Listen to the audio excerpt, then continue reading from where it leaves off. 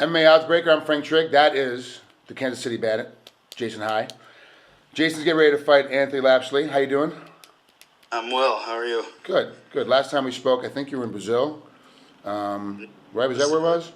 Yeah, I was here after the. Oh, that's right, that's right.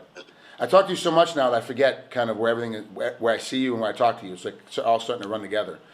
Yeah, You've been in the sport a long time, yeah, and you really haven't ever been, you've never really gotten your quite due for how good that you actually are. Like it's not a lot of people aren't pushing behind you because you're not a big shit talker. Not a lot of people are paying attention to you because you don't go out there and make fun of your opponent. Like you're not getting that kind of, hey, I'm a great athlete, I'm a great fighter, here I am, but you're not really getting that feeling that a lot of these other guys are getting. Does that kind of does that go into your thought process when you're getting ready to prepare for another fight and like, hey, I got to get a devastating knockout or devastating finish? I got to have this to make more people pay attention to me. No, Frank, I'm not an attention whore. So, you know, What are you saying about me then? What are you saying about me? you did kind of talk a little bit, didn't A you? little bit. I admitted it. He was a dick, though. Yeah. So you you were, justified. I don't do well with racists. That's just my thing. Yeah, This is how I am. I just don't like them. So yeah, you're right. But sometimes it's justified, sometimes it's not. But it seems like the entertainment value now of mixed martial arts is just as important as the actual ability to be able to complete a fight. Wins and losses don't really matter as much as they did back in the day. They've kind of changed. You can have a devastating loss, but if you talk a bunch of crap beforehand, talk a bunch of crap after, or have it be a really good battle that kind of looks amazing. It's the same venue. Like it's all kind of the same feeling to the fans. Yeah, it has. I feel like that's been around for a while. I mean, the guys that talk a lot, like Chael. We talked about Chael. I think the last two times. Yeah. How he just kind of always has his next fight set up. It's just not my game. I don't know. If I don't like somebody that I'm fighting, I will let you know though. But everybody's cool though. Like so. You spent some time getting your arms ripped off and your nose bloodied up and your eyes swollen shut just in practice. You tend to be a nice guy when it's time to talk to other people. Tradition. Yeah, it's not my thing.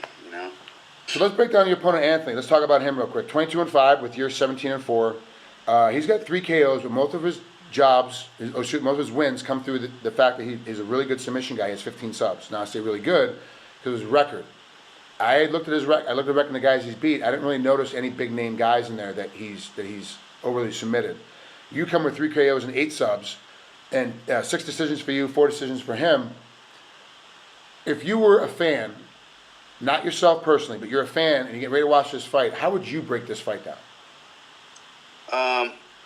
I'd say that I really think that I am better than him everywhere. I mean, my record's better than him. Not that all that stuff really doesn't matter when you get in there, but if I'm looking objectively, I'd say that I have more quality opponents than him, more quality wins. So, and just based on skill, as far as grappling, I'm stronger in his strongest area. That's what I would say if I were looking from the outside. Now, go back inside, look inside yourself. I know you are going through this training camp, you're getting ready to prepare. What do you think he's going to try to do to you specifically to try to win? Because he's going to look at tapes. He knows, he sees Jason High, he watches all the footage, and you go, oh, well, here, this is what I can do. This is what I'm really good at. This is where he has kind of a weakness in that area because this is where I'm really good at. Let's go after it. What do you think he's going to try to do to you? I think he'll probably try to take me down. That's what I'd try to do if I were him. I mean, being that that's his strongest area, it's kind of like, he doesn't really have like a choice. I mean, he could stand up with me, and that's cool with me too. But if I were him, I would try to put me on my back. But even if he does put me on my back, I really don't think he can hold me there or submit me. So, I'm ready to go though. When do you take off for your fight, for your event? Tuesday coming up, and then obviously staying at MGM. You'll be hanging out. You fought a bunch of different places. Is Vegas still one of the tougher spots to fight in because the fans and the crowd are accessible to you guys the moment that you land and hit the streets? I've actually only fought in Vegas once in Strikeforce a couple years ago, but Vegas is cool to fight in, man. I don't really mind the fans. You know, if you want to really get away from them, all you have to do is go to your hotel room.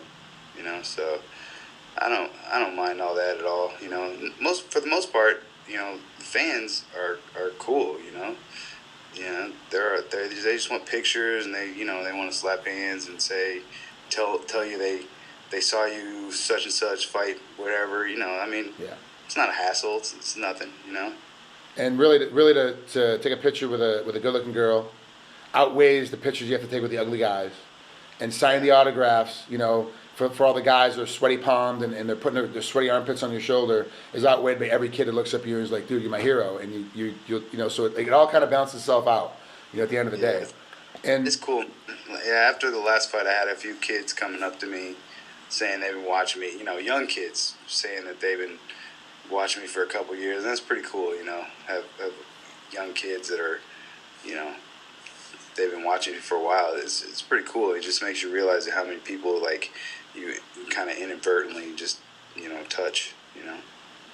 Well, Jace, thanks for coming on here and taking a couple minutes with us on a Sunday for MMA Oddsbreaker. I really appreciate it. I'll see you next week when you come into Vegas. I'll be running around like a fan. Just running around like a fan. So I might be asking you for autographs now. I know. I'm still waiting to get my autograph and picture. What's up? Well, you know, I'm not very photogenic. No, you're busy. I'm not that damn busy. I got nothing going on, Jason. I got nothing going on. For you, I can definitely give you a picture and an autograph. That's for sure going to happen. Right on. All right, buddy. I'll see you next week, man.